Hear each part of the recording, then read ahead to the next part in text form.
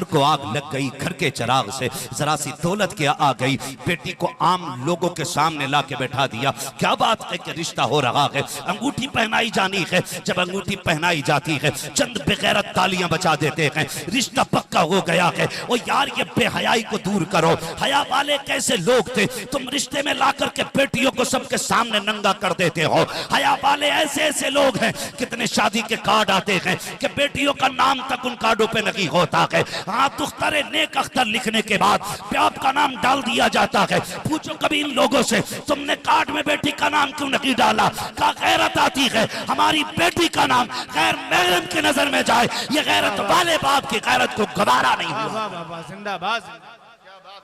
जिनके बेटे और पोते के निकाह के मौके पर आज मदीने वाले के नाम की महफिल सजी हुई है। सुभान अल्लाह। और दुनिया से जाने के बाद क्या होना है ये भी सबको पता है। अब ये कोई इतनी बारीक बात नहीं कि जो किसी की समझ में नहीं आए। हम दुनिया में हमेशा रहने के लिए नहीं आए, हम दुनिया में चंद सांसें गुजार के जाएंगे और वो मुद्दत बचपन में पूरी हो जाए या जवानी में पूरी हो जाए। बख्याल ये कीजिएगा, किसी अमीर के जनाजे में अगर ये सोच के आप आए हैं कि प्रधान था, मुखिया था, जमींदार था, तो ये तो आप जानते हैं और दुनिया को ये दिखा रहे हैं कि ये जमींदार का जनाजा है, ये प्रधान का जनाजा है। लेकिन ये किसका जनाजा जा रहा है? अल्लाह की रहमतों से छुपा हुआ नहीं है, उसके फरिश्ते भी जान रहे हैं ये किसका जनाजा है। अमीर के जनाजे में भीड़ बदरजे अतमाती है, लेकिन जानते हो उसको कांधा देने में लोग इतना फख्र महसूस नहीं करते जितना गरीब नेक के जनाजे को कांधा देने में लोग फख्र करते हैं। कई बार तो ऐसा देखा है कि भीड़ तो कसरत से अमीर के जनाजे में, लेकिन कोई कांधा देने के लिए आगे नहीं बढ़ता है। लेकिन कोई ऐसा गरीब कि जो मर फाके से गया हो लेकिन उसकी नमाज कज़ा नहीं होती थी, मरा तो गरीबी की बुनियाद पर है, लेकिन कभी उसने हराम के लुक़मे नहीं खाए। कि समाज जानता है ये फटे लिबास में दुनिया से गया है, लेकिन किसी का पसीना, किसी का खून बहा करके इसने लुक़मे नहीं खाए। सबको पता है ये चटनी खाता था लेकिन रब का शुक्र अदा करता था। ऐसे बंदे का जनाजा उठता है तो कारी भी आगे बढ़ के कांधा दे रहा है, आलिम भी आगे बढ़ के कांधा दे रहा है, पीर भी आगे बढ़ के कांधा दे रहा है। आज बताओ तो सही, जिसके जनाजे में चल रहे हो इसे तो पेट भर के खाना तक नहीं मिला, जिसके जनाजे के लिए कंधे के लिए लड़ रहे हो इसे तो आज तक नया कपड़ा पहनना मैसर नहीं हुआ। तो सब ज़बाने हाल से कहेंगे ये तो इसकी ज़ाहिरी हालत थी कि कपड़े फटे पहनता था, लेकिन बातिनी निगाहों से देखो फरिश्ते दुआएं देते जा रहे हैं, रहमतें बरसती जा रही है। इसके जनाजे की बरकत बता रही है कि ये बदकार का नहीं नेकोकार का जनाजा जा रहा है। और बताया गया है जब कोई नेक के जनाजे को पढ़ लेता है अल्लाह उस नेक के सदक़े में हर पढ़ने वाले को भी अपने कर्म से जन्नती बनाता है। नारे तकबीर, नारे रिसालत, उलमाए अहले सुन्नत, नारे तकबीर, नारे रिसालत। अल्लाह माफ फरमाए। माशाअल्लाह माशाअल्लाह। आज कहते हैं जदीद दौर है, जदीद दौर है, पुरानी सोच से नहीं नई सोच से रिश्ते होंगे। अब तो मुसलमानों में भी रिश्तों में अंगूठियां पहनाई जा रही हैं, बेगैरती की इंतहा हो गई। एक बेंच पे लड़की और लड़के को बैठाया जाता है, अंगूठियां पहनाई जाती हैं। ओ भाई सुनो तो सही, पूछो इन उलमा से, जब तक निकाह ना हो क्या इसका इस तरह इसको छूना जायज है? मुझे बताया जाए। अमीरों ने कौम को तबाह करके रख दिया, अमीरों की शौक ने कौम का बेड़ा गर्क करके रख दिया है। और जिम्मेदार ये उलमा कि मौलवियों से कौम नहीं सुधर रही। मौलवी का काम बताना है, किसी का गला पकड़ के मनवाना मौलवी का काम नहीं है। और कहते मौलवियों ने बेड़ा गर्क कर दिया। बेड़ा मौलवियों ने गर्क नहीं किया है, दिल के पपोले जल उठे सीने के दाग से। इस घर को आग लग गई, घर के चिराग से जरा सी दौलत क्या आ गई, बेटी को आम लोगों के सामने ला के बैठा दिया। क्या बात है कि रिश्ता हो रहा है, अंगूठी पहनाई जानी है। जब अंगूठी पहनाई जाती है चंद बेगैरत तालियां बचा देते हैं, रिश्ता पक्का हो गया है। और यार ये बेहयाई को दूर करो, हया वाले कैसे लोग थे, तुम रिश्ते में ला करके बेटियों को सबके सामने नंगा कर देते हो। हया वाले ऐसे ऐसे लोग है कितने शादी के कार्ड आते हैं कि बेटियों का नाम तक उन कार्डों पे नहीं होता है। हाँ, दुख्तरे नेक अख्तर लिखने के बाद बाप का नाम डाल दिया जाता है। पूछो कभी इन लोगों से तुमने कार्ड में बेटी का नाम क्यों नहीं डाला? का गैरत आती है हमारी बेटी का नाम गैर महरम की नजर में जाए, ये गैरत वाले बाप की गैरत को गवारा नहीं हुआ। वाह वाह वाह, जिंदाबाद, क्या बात है, वाह वाह वाह। मरना नहीं है हमें, मरना नहीं है। लाके खड़ा कर दिया, अंगूठी पहनाई जा रही है, इतना पतला कपड़ा टांगा जाता है कि उस पर्दे की आड़ से सब कुछ नजर आता है। हाँ, साफ छुपते भी नहीं, सामने आते भी नहीं, खूब पर्दा है कि चिलमन में छुपे बैठे हैं। भाई कौन सा तरीका है ये? मुसलमानों का तरीका है? नहीं, मुसलमानों का तरीका ये नहीं है, इस्लाम का तरीका ये नहीं है कि जरा से टके भर की दौलत आ गई है तो शरीयत के कानून को पसे पुश्त डाल दोगे।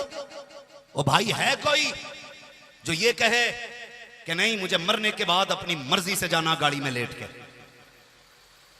मैं पहले नहा लूंगा, मुझे गुस्ल नहीं करना मरने के बाद? है किसी में खसाबी? जब तुम रिश्तों के टाइम पे शरीयत को पमाल करते हो तो मुझे बताओ, कोई चाहेगा किसी मरने वाले का जनाजा कोई शराबी पढ़ाए? बोले जोर से, चाहेगा कोई? हर बंदा ये चाहता है कोई ऐसा शख्स खड़ा हो मुसल्ले पे आके कि कब्र में जाने से पहले उजालों का इंतजाम हो जाए। हर शख्स की यही ख्वाहिश होती है, यही मकसद भी होता है कि कब्र में जाने से पहले बख्शिश का इंतजाम हो जाए। अगर तू इतना निडर है, तुझे खौफ नहीं है अल्लाह का, तो फिर कह के मर के मेरी जनाजे की नमाज नहीं होनी है। मर कह के कि कोई मेरे जनाजे की नमाज मत पढ़ना, नहीं कह सकते ना, क्योंकि वहां फिर सबको औकात याद आ जाती है, सबको औकात याद आ जाती है। इस तरह रिश्ते करते हैं हम। मेरे भाई सोच तो सही, अल्लाह सलामत रखे इस घराने को जिसने बेटे की शादी पे हुजूर के नाम की महफिल सजाई है, और अल्लाह हमारी कौम के हर जवान को यह फिक्र अता करे कि वो अपने निकाह के मौके पे हुजूर। ये भी एक किस्म का जिहाद है कारी साहब, ये भी एक किस्म का जिहाद है। जबकि दुनिया डांस के डीजे के आगे उसकी थाप पे कूद रही हो, हमारे नौजवान की नस ऑटोमेटिक फड़कने लग जाए डीजे की आवाज सुन के, ऐसे माहौल में निकाह के मौके पे हुजूर का जलसा, कितने लोग बातें करेंगे, कहेंगे एक ही टाइम आता निकाह का, उसमें भी तुमने जलसा कर लिया। आज तो कम से कम खुल के मौज हो जानी चाहिए थी। ओ भाई, निकाह एक बार होता है, फिर मौत भी तो एक ही बार आती है। निकाह तो फिर भी आप एक वक्त में शरीय एतबार से 4 कर सकते हैं, एक वक्त में 4 कर सकते हैं, यह के बाद दीगरे तो आप सैकड़ों भी कर सकते हैं। एक वक्त में 4 बीवियों से ज्यादा नहीं रख सकते, लेकिन एक वक्त में 4 जमाना हो, इस तरीके से सैकड़ों आप कर सकते हैं। लेकिन मरना एक बार है, मरना एक बार है। जरा समझो तो सही, गौर करो मेरे भाई, बुरा मानने की जरूरत नहीं है। हम ही में से कुछ लोग खड़े हो जाते, कहते हैं छोड़ यार जलसा, डीजे बजा ले। इमाम साहब ने कई जगह पाबंदी लगाई कि अगर डीजे लाए तो 5000 का दंड पड़ेगा। ऐसे ऐसे बेगैरत 5000 पहले देके कह रहे डीजे बजाने दो। 5000 ले लो हमसे, लेकिन डीजे बजाने दो। 5000 दे दिए, डीजे बजाया, क्या खरीदा तुमने? जहन्नम। गुनाह खरीदा आपने, और डंके की चोट पे अल्लाह वालों के सामने सीना तान के तुमने कहा कि डीजे बजेगा, भले 5000 पहले ले लो, और लोगों में बातें भी देखा, बजवा दिया, भले 5000 दिए। नई बाइक लोगे, लोग पूछेंगे। सोचो तो सही, क्या हमें हक है अल्लाह और उसके रसूल की नाफरमानी का? गुंजाइश है कुछ? अगर हो तो ला के बताओ, मौलवी सबसे पहले बजाएगा।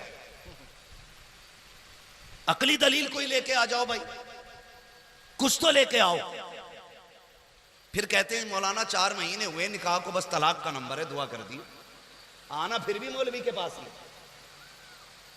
पलट के फिर मौलवी के पास आ रहा तलाक। और मैं ऐसे नंगों को भी जानता हूं जिन्होंने बेटों की शादी पे 1.5 लाख का डीजे किया, और शाम को नाचने वाले 5000 के लिए अगले दिन सुबह में दरवाजे पे खड़े थे। ये बेगैरती है। कर्जा करके हम गुनाह मोल लेते, कर्जा करके गुनाह लेते। बताओ, शादी के कार्ड छपते हैं? बोले छपते हो तो बोल देना, तो कोई मसला ही नहीं। छपते हैं कि नहीं शादी कार्ड? दावतनामे आगे वाले बोले छपते हैं, फिर उस पे नाम भी लिखे जाते हैं ना सबके। क्यों? दावत दी जाती है। उनके छापने का मकसद ही ये होता है कि मेरे घर फला शख्स आए जिसका नाम मैं इस कार्ड में डाल रहा हूं। अच्छा, लोग जब लिस्ट बनाते हैं तो एक एक बंदे का नाम ढूंढ ढूंढ के डाला जाता है। 4 दोस्त होते हैं, और दोस्त अच्छे भी होते हैं, बुरे भी हो सकते हैं। ये भी हो सकते हैं, छोड़ यार कहां जलसा करा रहा है आज, डीजे बजा। वो कहता है नहीं मौलवी साहब सख्त हैं, तो कह रहा पैसे मैं दे दूंगा। डीजे बज गया, अब्बा से कहा क्यों बजा तेरे घर? कह रहा बच्चे नहीं माने। अच्छा आप ये बताइए, रिश्ता बाप की मर्जी से हुआ है कि अपनी मर्जी से? बोले बाप की मर्जी से हुआ ना। वहां तो बेटा मान गया था, डीजे में बेटा क्यों नहीं माना? पता चला अब्बा की तरफ से भी ढील की। वो भी सोच रहा था 2-4 मिनट हम भी देख लेंगे, क्योंकि बुढ़ापे में ये भी आंखें सेकना चाह रहा था। इसके कानों में भी रसगुल्ला था। कहता बच्चे नहीं माने। और बच्चों से कहो क्यों भाई, तुम क्यों नहीं माने? कि मेरे दोस्त नहीं माने। अब दोस्त ढूंढते रहो। एक दोस्त से पकड़ो कि मैं थोड़ी हूं, वो तो फना है, मैं थोड़ी हूं, वो तो फना है। ये कह के अपनी बात एक दूसरे के ऊपर डालते रहते हैं। गौर से सुने आप, मुझे बताएं, जब लिस्ट बनती है मेहमानों की तो चंद घर के जिम्मेदार लोग बैठते हैं, और उसके बाद एक कॉपी में पहले लिस्ट बनाई जाती है। खालू का नाम, मामू का नाम, सारे रिश्तेदारों का नाम, फिर दोस्तों अहबाब का नाम, मिलने वालों का नाम, जितने लोगों को दावत जानी थी सबका नाम डाल दिया जाता है। फिर उसके बाद बार बार वो लिस्ट पढ़ी जाती है।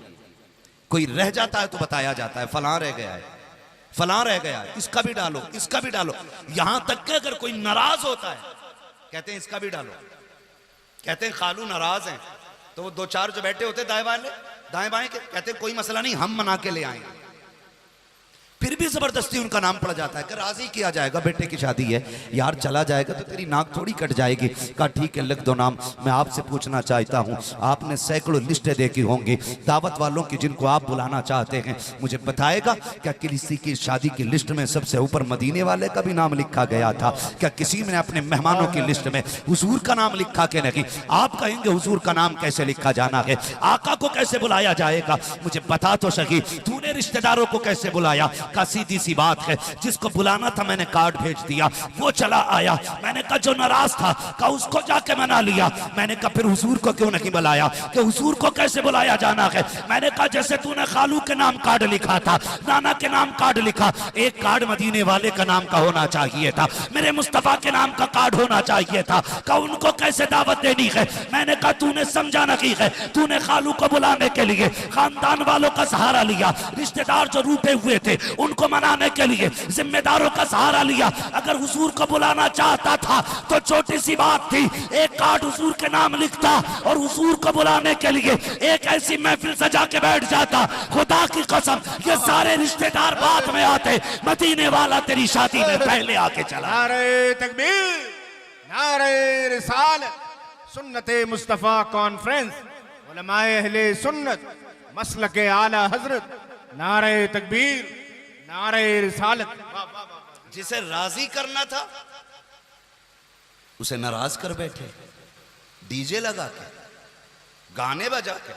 दादी भी खटिया पे पड़ी है, चला नहीं जाता, क्या नमाज पढ़ ले, करी घुटने काम नहीं करते। और जब रस्म होती है ढोलक की तो 4-5 नालियां तो ऐसे कूद जाती है जैसे 18 साल का जवान कूद गया। हाँ, और गीत चलते हो ना, गीत हटेगी नहीं। इशा पढ़ लेकर के टिपता ही नहीं, इसकी आंखें काम छोड़ जाती है, इशाबाद, हाथ पैर काम छोड़ जाते। मेरी मां, मेरी बहन, मेरी बेटी, कान खोल के सुन, मरने के बाद कोई और काम नहीं आना है, सिर्फ आमीना का लाल काम आना है, सिर्फ हुजूर काम आएंगे और कोई काम नहीं आएगा, कोई बचाने वाला नहीं होगा। जिसे राजी करना था उसे नाराज कर बैठे डीजे लगा के। मुझे बताओ तो सही, गाने बजाओगे तो हुजूर आएंगे? बोले हैं, जोर से बोले हैं, आएंगे हुजूर? डीजे बजेगा तो आएंगे हुजूर, डांस होगा तो आएंगे हुजूर, और हुजूर की महफिल सजी होगी तो आएंगे हुजूर। सुना है आप हर आशिक के घर तशरीफ लाते हैं, मेरे घर में भी हो जाए चरागा चरागा।